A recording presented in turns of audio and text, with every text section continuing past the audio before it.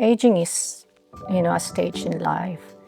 And I put into my head that I really want to age with grace. My name is Riza. I'm 59 and I'm an IT consultant.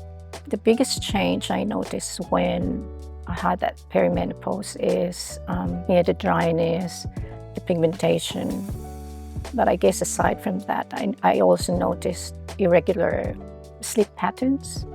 I think it's more on maybe some hormonal changes. And that impact my whole body and skin. I feel like I needed the product specifically during this stage of my menopause.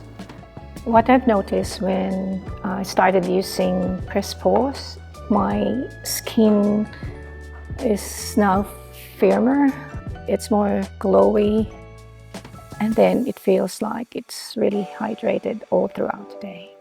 It's good to know that PressPause has been designed to address the needs of women like me who's under menopause and are aging and addressing all my hormonal changes.